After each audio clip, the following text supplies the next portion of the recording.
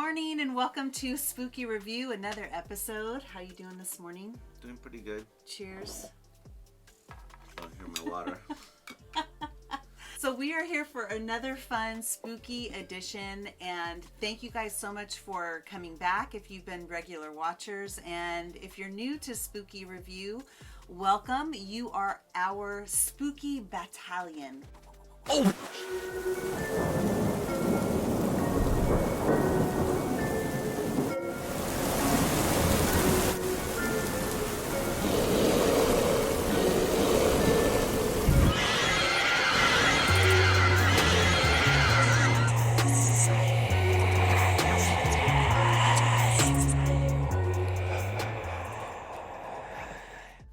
La la. Let's get right into it.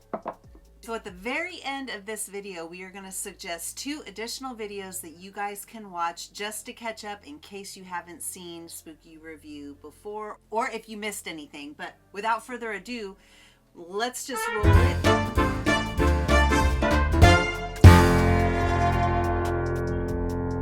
So what we're going to do today, because we've been watching so many movies and we just haven't gotten around to actually doing movie reviews on all of them, we're going to do a little mashup for you and go over several different movies in just a few minutes to give you some more movies to watch and just tell you what we thought. Ready? Yeah, I'm ready. Okay, so the first movie that we want to talk about is called One Bedroom.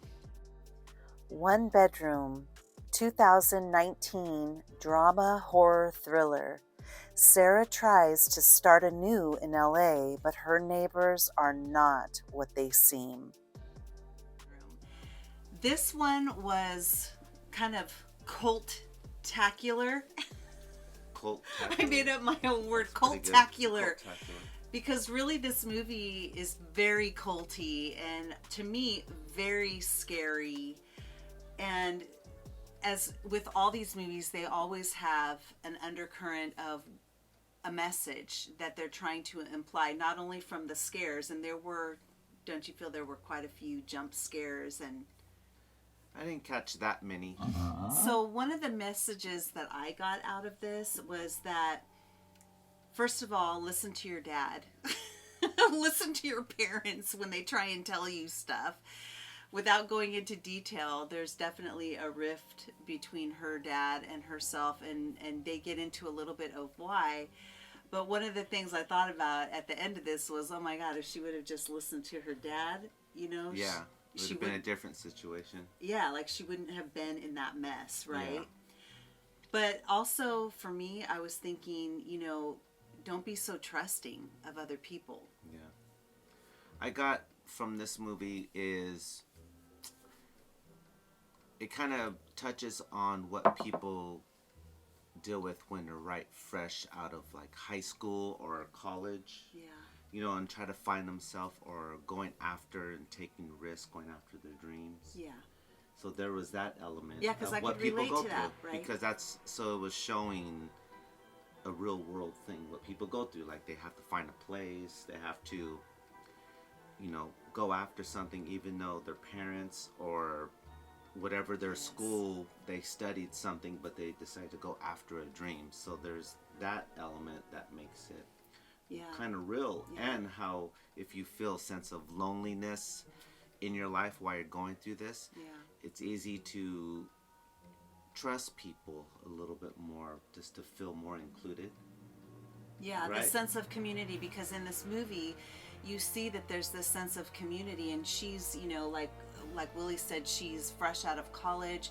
She's, moved away from her hometown. She's daring to dream and take a different course than what her father really wanted for her. But there's that other side of, they're like babes to badness, and this is the thing as a mom, and as parents, we could relate to the innocence, because at a young age, right out of college, a lot of times college students or just kids think that they know everything, and they can get around some, get into some situations because they don't listen to their instincts maybe, or because they're new at all of that. Like life is like this brand new thing that they're trying to learn. And so there's that it's authentic. It's though. very authentic, the story, and where it goes. There is some gruesomeness to it. Yes, there is. It's not what I would call just like open blood and guts, but there's definitely that element of some gruesomeness to it that really builds the tension.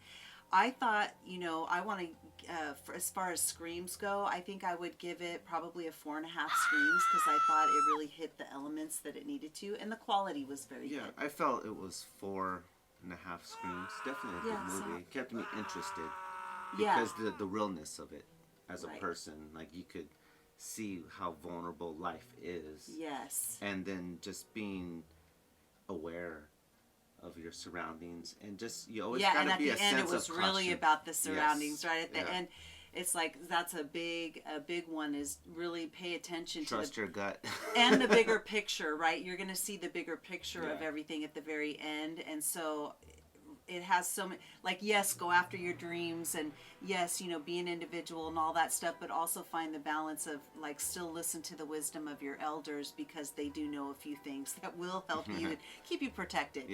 Okay. So, that's pretty much it. Right? Yeah, that's pretty much it. Watch the movie. It's good. Yeah, watch the movie. We recommend it. So let's move on. Okay, so the next one we're going to talk about is the Fear Street Trilogy. The Fear Street Trilogy revolves around a curse on the town of Shadyside.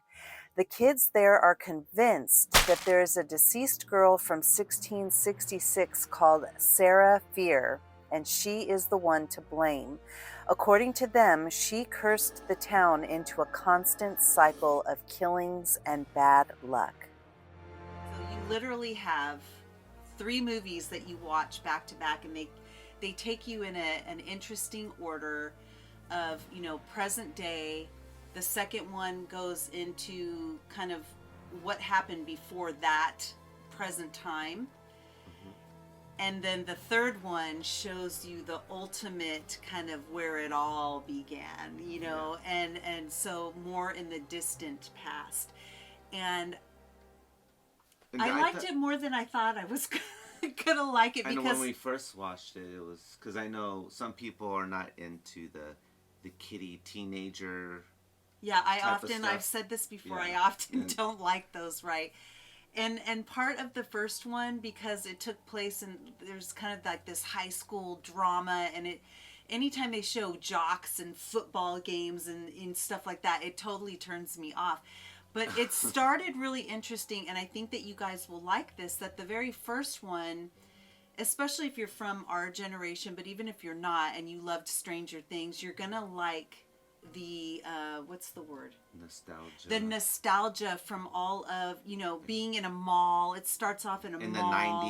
In the 90s, and there's all this neon electric lights, and this is stuff that we grew up around, which you don't see really anymore, and kind of Stranger Things brought that nostalgic back, and you see it in other things on TV. Yeah, and this did the same thing in the first movie. It starts off in a mall, which is another nostalgic thing of remembering the days in the mall where it was fun, and when it was packed. Yeah, like so many people were there, and nowadays it's just very depressing because people don't, right? There's no fun lighting, and it's kind of depressing. It's not the same feel. So you definitely can tap into the fun of that, but I will tell you that it's ridiculously blood and guts. Like, yeah, they definitely give you a good amount of that on purpose, though. Like for instance, if someone's gonna get an axe in the head, you're gonna see them literally, and it's so obvious that it's like a fake. You're not a fan of seeing that. So no, but it's funny all the time. Yeah, I close my eyes. So if you don't like seeing that stuff, close your eyes. But the parts that I did see, it was so fake that it was funny, and I think that they intended that in a bit. I think it covered the nostalgia of the classic films, like Friday the 13th and all these things. I think from the trilogy thing, you get the. I felt you got a little bit of taste. If you're someone from our generation, you got a taste of some Nightmare on Elm Street-ish type of stuff. You got a sense of Friday the 13th type of because stuff. the second one takes place in a camp. So it gives you this so very Friday the 13th. And then the whole mall 90s was almost like a Scream. Like it brought these vibes of these movies that kind of put them all. So whoever was directing probably took the inspiration, maybe. Right? And you then saw all these inspirations from all these classic horror films that are very popular now into this filming, I think. And I liked it more than I thought. Like when I first started watching it, I thought, okay, I'm watching this because I follow Grimm Life Collective, and they liked it and spoke about it, so I went and watched it, and I was like, okay, because I respect them, I'm gonna watch and see what it is. And at first I was like, I don't know if I'm gonna really be into this, but then what I really liked is all the characters. The characters are all loving characters.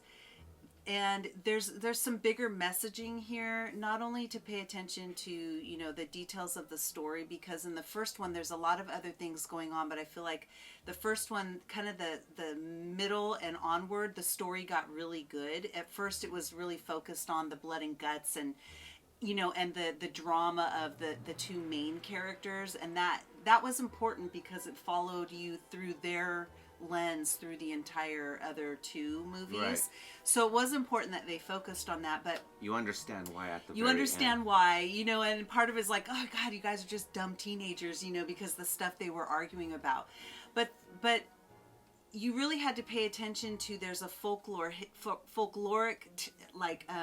town history that you start to pay attention to, and that carries out through all three of the trilogy. And there's also a very strong message. There's an LGBTQ message, which is coming out and being true to yourself. Not pretending about who you are, loving who you are as a person. Yeah, they did a good job covering all the issues and the stuff that in now and relationship now. Yeah. And so they did a good job incorporating the modern inclusiveness of what we're dealing with now in our society and what we're handling. So like being open about it. And I also love the fact that the main character, she has a brother, and they have their own kind of traumatic story, and it shows in the beginning, how they, like normal siblings, they go back and forth with each other, but as the movies progress, you really get the sense of a deep love for one another. Right. And I think that you get that with a lot of the characters, willing to sacrifice themselves for each other. And so Would you say that was like probably one of the lessons, like the things that you could take from it? I liked it more than I thought I was going to like the trilogy, because I thought it was just going to be a bunch of slasher movies. But because characters are so important, and that you follow these three movies and they're all the same characters, but they might give you an extra one here or there, but really I think the main characters are in all three of them, so we really get to know who they are. And they're all likable, even the villain. The end, the villain is someone that throughout the whole thing you kind of like the person too. I don't want to say who it is. It's very sympathetic even to the overall folklore, historical I like the thing. historical aspect, which has always been something I commented in the past. I always like that his historical, artifactual essence of a movie. Is artifactual a word? I don't know, maybe we make enough words this I session. make up words all the time, so it's okay. So that's always intriguing too. So you get a lot of all those things. Maybe that's the Indiana Jones element or something, that archaeology, but it's a historical thing, and that's intriguing. It's also witchcraft, and that's the thing I love, is that you get the all folklore and the history of the town is rooted in witchcraft lore, witch history.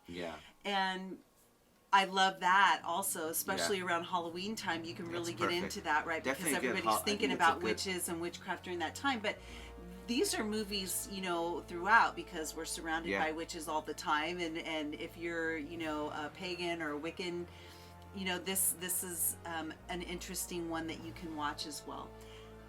I think at the end of all this trilogy, there's a lot of lessons you gain. I think if you look at the bigger picture of everything, there's so much to gain. And one of the things that I get from that movie is trust your instincts, right? And then also believe people when they tell you something's wrong.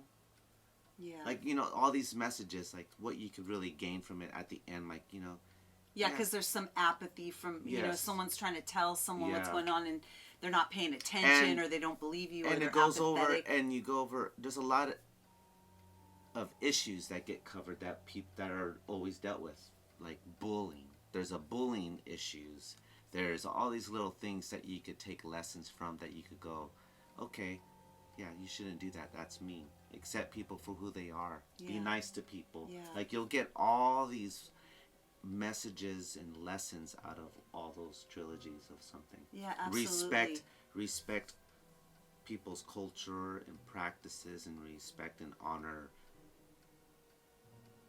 the forest, the nature, and respecting things, and don't vandalize, and all these things. Well, and also, you know, there's the element of, you know, injustice, and that's the world we live in too, and that, you know, that's a good way to sum it up. The injustice of, you know, of the main, you know, plot of the story, which they take you through the entire time, is showing you the injustice, but how what comes around goes around. Yeah. And there's a karmic message, yes, right? Of, exactly. You know, when people do someone dirty, you know, they have to, it's just like lessons. They come around again and again, and we experience things over and over, even with different people, until we get that lesson that we have to learn. And so there is this kind of karmic lineage that's happening throughout the movie that you get to see wrapped up at the end. And the people that you get to see this big picture view that for me, I didn't really view anyone as the villain at the end of it. I just saw it as this overall story that needed to be completed. Yeah. Everything needed to be completed, and I thought that they wrapped it up quite nicely. So let's talk about how many screams. Exactly. I'm giving it 5 screams because I absolutely loved it. I like it. I wouldn't give it 5. I think I'm more of a 4.8, 4.9. No, that's very close. That's Okay. very close. High I don't five. want to give it High a 5. We hope you have a happy Halloween. See you next week.